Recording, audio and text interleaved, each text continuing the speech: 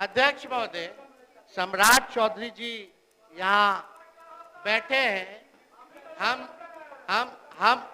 हम इनके पिता का नाम इस सदन में नहीं लेना चाहते। इनके पिता का भाषण गांधी मैदान में या भाजपा के रैलियों में मुख्यमंत्री जी के प्रति क्या था? देश का अगर सबसे मुख्यमंत्री है तो नीतीश कुमार जी। हमने तो नहीं बोला। नीतीश जी के पुत्र के बारे में आपके पिता ने क्या कहा था ये भी जान लीजिए। आप भी मौजूद हैं जनता दल विरोधी दल के नेता के तौर पर लोग काम भाषण दे रहे हैं, वो दीजिए। अरे छोड़िए ना, क्या आपके पिता ने अब शब्द मुख्यमंत्री के लिए नहीं बोला?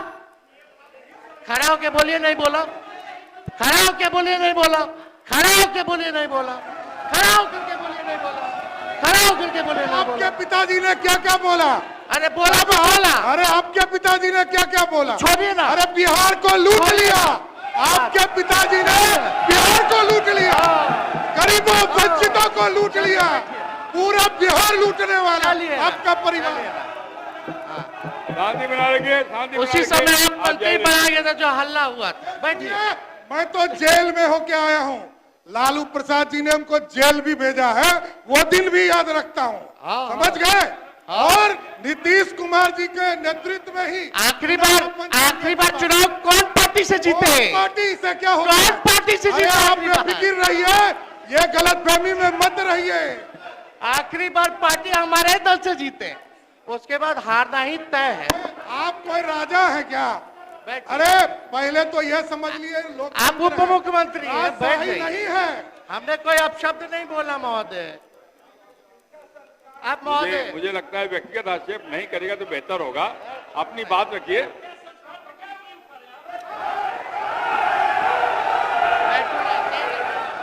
बैठ जाइए, बैठिए, बैठिए। अरे बैठिए, बैठिए, बैठ जाइए, बैठिए, बैठिए, बैठिए, परेशान करने के लिए बैठिए, सब बैठिए, बैठिए, बैठिए,